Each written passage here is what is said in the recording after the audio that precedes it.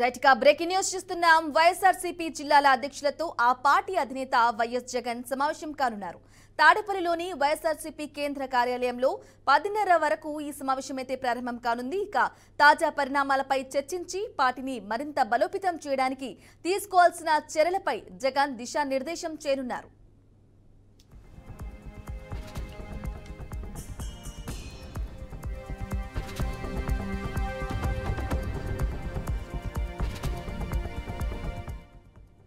Right breaking news చూస్తున్నాం. నేడు జిల్లాల వైసీపీ నేతలతో నాయకులతో అధినేత జగన్ అయితే సమావేశం కానున్నారు. దిశానిర్దేశం అయితే చేరున్నారు. ఇదే విషయానికి సంబంధించి తాజా అప్డేట్ మా ప్రతినిధి కృష్ణ అందిస్తారు. కృష్ణ చెప్పండి, జగన్ అధ్యక్షతన పార్టీ నాయకులతో నేతలతో మాట్లాడి దిశానిర్దేశం చేయనున్నట్లుగా తెలుస్తోంది. అప్డేట్స్ ఏంటి?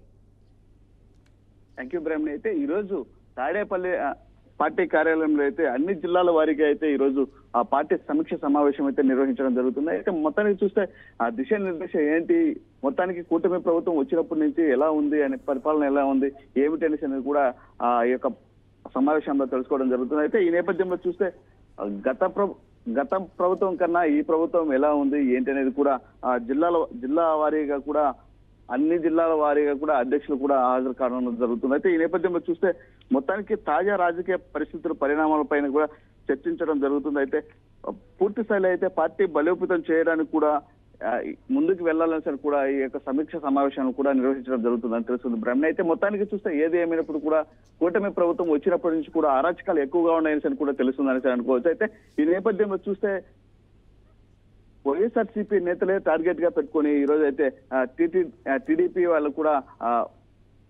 అరాచకాలుగా ముందుకు వెళ్తున్న తరుణం అయితే మనకి కనిపిస్తుంది. అయితే మొత్తానికి చూస్తే ఏది ఏమైనప్పుడు కూడా గతంలో వైఎస్ఆర్సీపీ ప్రభుత్వం ఉన్నప్పుడు అయితే ప్రజా సంక్షేమమే ధ్యేయంగా అయితే వారైతే కార్యాచరణ కూడా ముందుకు తీసుకెళ్లేవారైతే ఈ నేపథ్యంలో చూస్తే ఇప్పుడున్న పరిస్థితులు ఎలా ఉందైతే టీడీపీ ప్రభుత్వము కూటమి ప్రభుత్వం వచ్చిన తర్వాత అయితే పూర్తి స్థాయి అయితే అరాచకాలు ఎక్కువగా ఉన్నాయని అనుకోవచ్చు. అదే విధంగా చూస్తే వారి ఆగడాలకి అడ్డుకట్ట వేసేందుకు కూడా కార్యాచరణ కూడా చేయడం జరుగుతుందని కూడా తెలుస్తుంది. బ్రహ్మణి. అయితే మొత్తానికి ఏది ఏమైనప్పుడు కూడా ఈ రోజు పూర్తి స్థాయిలో తాడేపల్లిలో నిర్వహిస్తున్న ఏదైతే పార్టీ సమావేశం ఉందో అయితే ఈ కార్యక్రమానికి జిల్లా వ్యాప్తంగా కూడా అన్ని జిల్లాల వారీగా కూడా ఈ యొక్క కార్యక్రమానికి వైఎస్ జగన్మోహన్ రెడ్డి అధ్యక్షన అయితే ఈ యొక్క కార్యక్రమాన్ని నిర్వహించడం జరుగుతుంది. బ్రాహ్మణి. అయితే ఈ నేపథ్యంలో చూస్తే ఈ రాజకీయ పరిణామాలు ఎలా ఉన్నాయి వాటిపైన దిశానిర్దేశించి కూడా ఈ రోజు మాట్లాడడం జరుగుతుందని అనుకోవచ్చు. బ్రాహ్మణి.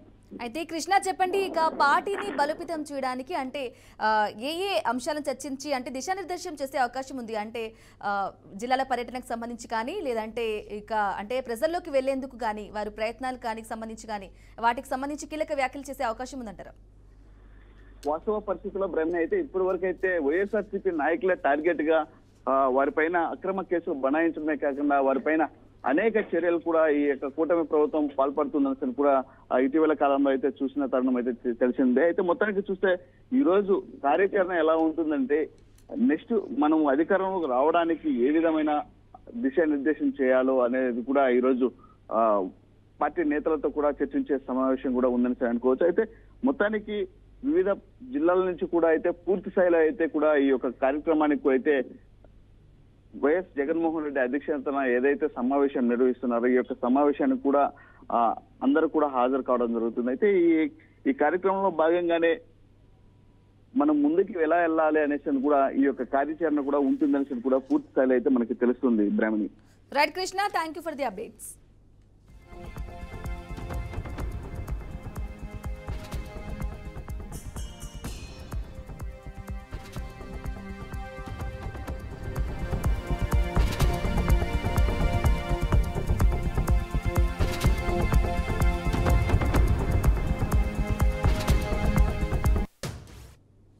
రైట్, మావోయిస్టు లేఖకి సంబంధించిన బ్రేకింగ్ న్యూస్ చూస్తున్నాం. కేంద్రం తమను శాంతి చర్చలకు పిలవాలని కోరుతూ మావోయిస్టులు మరోసారి లేఖ విడుదల చేశారు.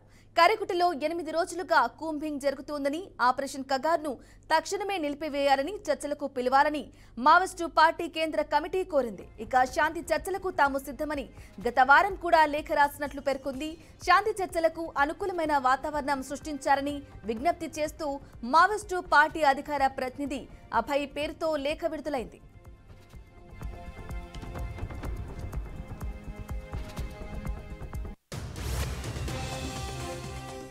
రైట్ గా ఇదే విషయానికి సంబంధించి పూర్తి సమాచారం అందించడానికి మా ప్రతినిధి రామకృష్ణ అందిస్తారు. రామకృష్ణ, చెప్పండి, మావోయిస్టులతో చర్చకు పిలవాలి అని చెప్పేసి కేంద్ర మావోయిస్టు అధికార ప్రతినిధి కూడా లేఖ రాయడం చూస్తూ ఉన్నాం. మరి ఈ నేపథ్యంలో వారిని చర్చలకు ఆహ్వానించే అవకాశం ఉందంటారా? దీనికి సంబంధించిన అప్డేట్స్ ఏంటి?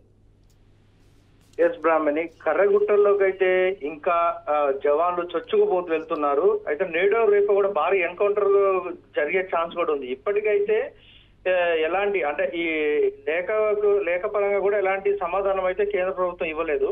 అయితే ఇటీవల ఎన్కౌంటర్ లో కూడా ముగ్గురు మృతి చెందడం జరిగింది. అంతా కూడా PLG బెటాలియన్ మహిళలే.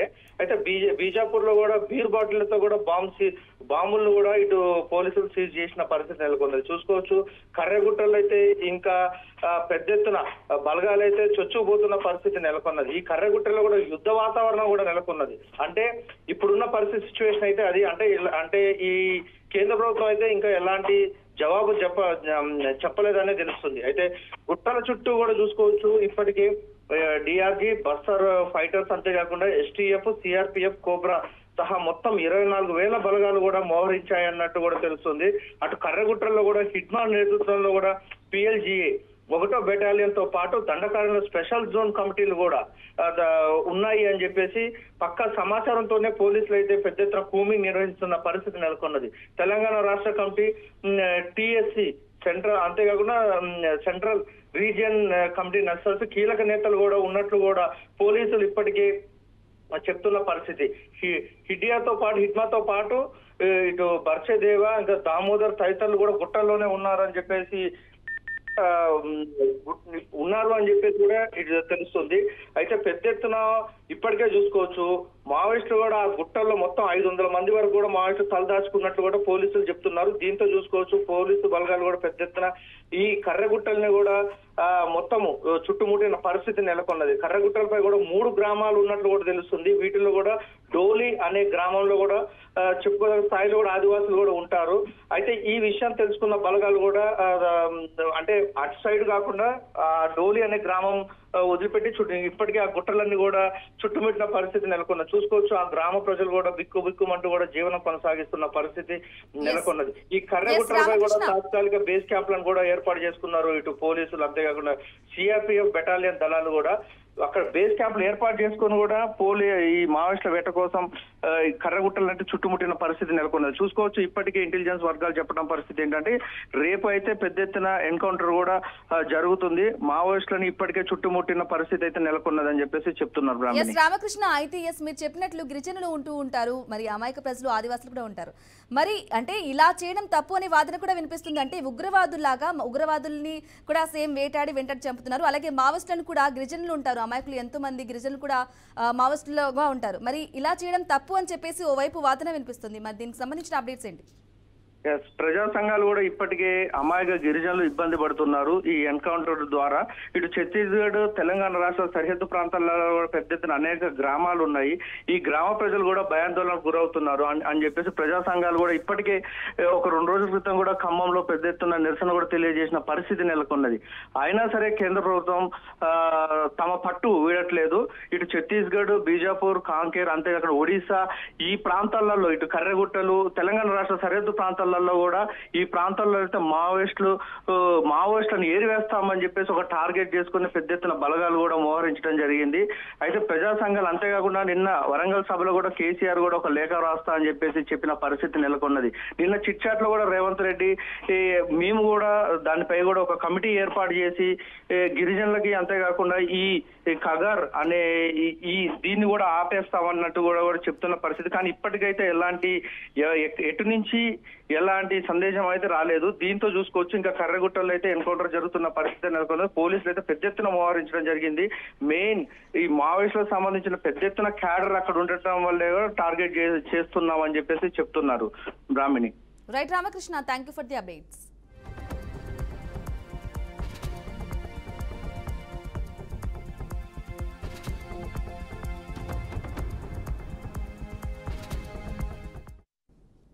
రైట్. ఇక ఏపీ రాజ్యసభ ఎన్నిక నామినేషన్ల గడువు ఇవాల్టితో ముగియనుంది. నామినేషన్ల దాఖలుకు మధ్యాహ్నం 3 గంటలతో గడువు ముగుస్తుంది. బీజేపీ అభ్యర్థిగా పాకా వెంకట సత్యనారాయణ పేరును ప్రకటించారు.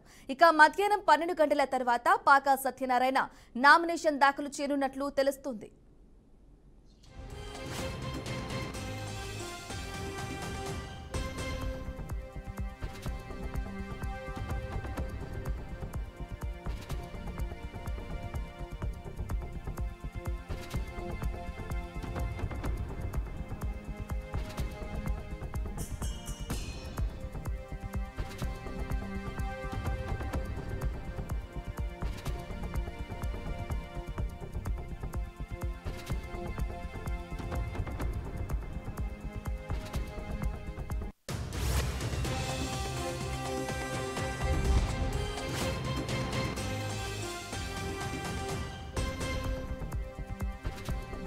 రైట్, బ్రేకింగ్ న్యూస్ చూస్తున్నాం.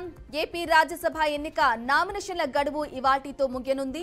నామినేషన్ల దాఖలుకు మధ్యాహ్నం 3 గంటలతో గడువు ముగుస్తుంది. ఇక బీజేపీ అభ్యర్థిగా పాకా వెంకట సత్యనారాయణ పేరును ప్రకటించారు. అయితే మధ్యాహ్నం 12 గంటల తర్వాత పాకా సత్యనారాయణ నామినేషన్ దాఖలు చేయనున్నట్లు తెలుస్తోంది.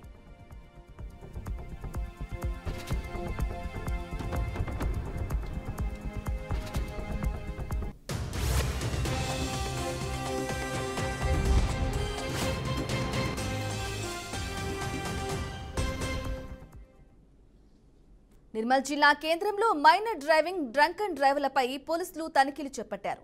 వివేకానంద చౌక్ వద్ద ఎస్పీ జానకి షర్మిల ఆదేశాల మేరకు ఈ తనిఖీలు నిర్వహించారు. తనిఖీలలో పోలీసులు 30 వాహనాలను స్వాధీనం చేసుకున్నారు.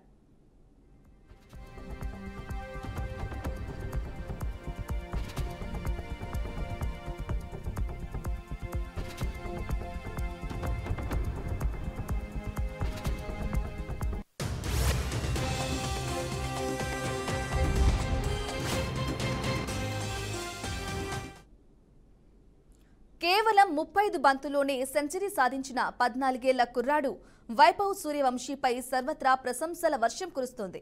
గుజరాత్ టైటాన్స్ పై రాజస్థాన్ రాయల్స్ అద్భుత విజయం సాధించడంలో వైభవ్ కీలక పాత్ర పోషించాడు. జీటీ నిర్దేశించిన 210 పరుగుల టార్గెట్ను రాజస్థాన్ 16 ఓవర్లలోనే కేవలం 2 వికెట్లను మాత్రమే కోల్పోయి విజయం సాధించింది. వైభవ్ నీ ఫెయిర్లెస్ ఆటతీరు సూపర్. ఇక బ్యాట్ను కదిపే వేగం, బంతిని అంచనా వేసే విధానం, బౌండరీకి పంపే ఎనర్జీ బాగుందంటూ సచిన్ టెండూల్కర్ వైభవ్ పై ప్రశంసల వర్షం కురిపించారు.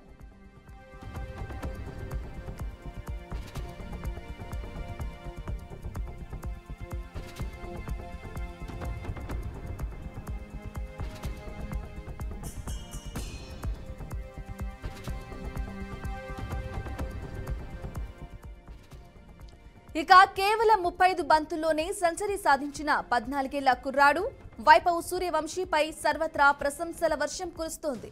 గుజరాత్ టైటాన్స్ పై రాజస్థాన్ రాయల్స్ అద్భుత విజయం సాధించడంలో వైభవ్ కీలక పాత్ర పోషించాడు. ఇక జీటీ నిర్దేశించిన 210 పరుగుల టార్గెట్ను రాజస్థాన్ 16 ఓవర్లలోనే కేవలం 2 వికెట్లను మాత్రమే కోల్పోయి విజయం సాధించింది. వైభవ్ నీ ఫియర్లెస్ ఆటతీరు సూపర్. ఇక బ్యాట్ను కదిపే వేగం, బంతిని అంచనా వేసే విధానం, బౌండరీకి పంపే ఎనర్జీ బాగుందంటూ సచిన్ టెండూల్కర్ వైభవ్ పై ప్రశంసల వర్షం కురిపించారు.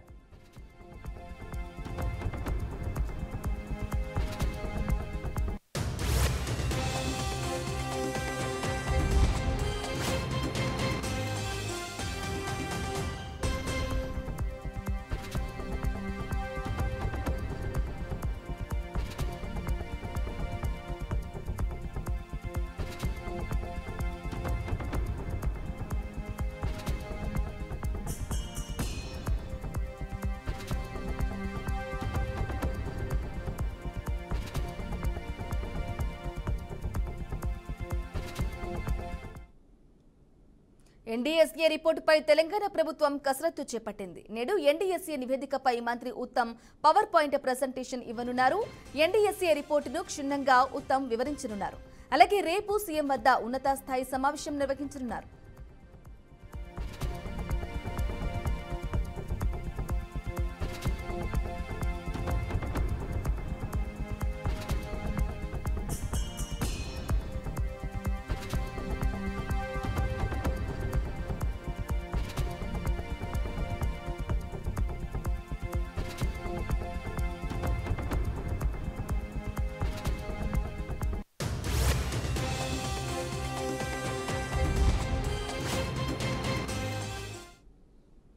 రైట్ గా ఎన్డీఎస్ఏ రిపోర్టుపై తెలంగాణ ప్రభుత్వం కసరత్తు చేసింది. నేడు ఎన్డీఎస్ఏ నివేదికపై మంత్రి ఉత్తమ్ పవర్ పాయింట్ ప్రెజెంటేషన్ ఇవ్వనున్నారు. ఎన్డీఎస్ఏ రిపోర్టును క్షుణ్ణంగా ఉత్తమ్ వివరించనున్నారు. అలాగే రేపు సీఎం వద్ద ఉన్నత స్థాయి సమావేశం నిర్వహించనున్నారు.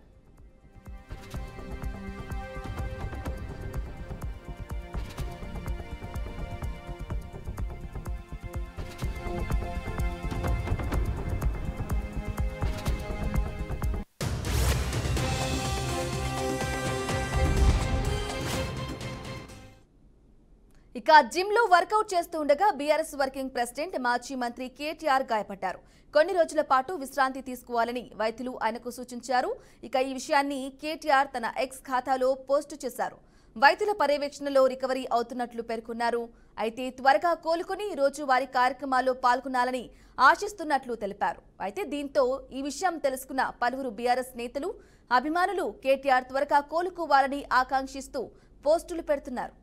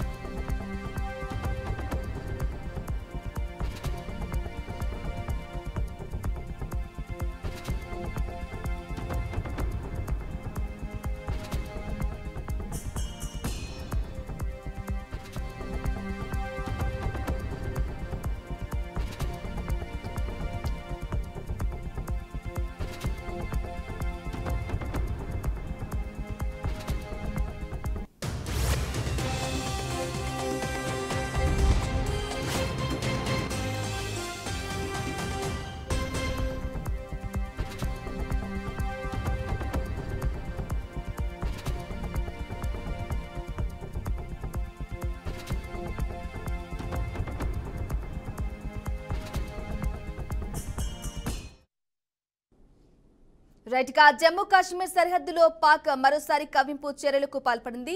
అఖ్నూర్ సెక్టార్లో పాక్ రేంజర్లు కాల్పులకు తెగబడ్డారు. ఎల్ఓసీ వెంబడి కాల్పులు జరుపుతున్నారు. అయితే పాక్ కాల్పులను భారత సైన్యం సమర్థంగా తిప్పికొట్టింది.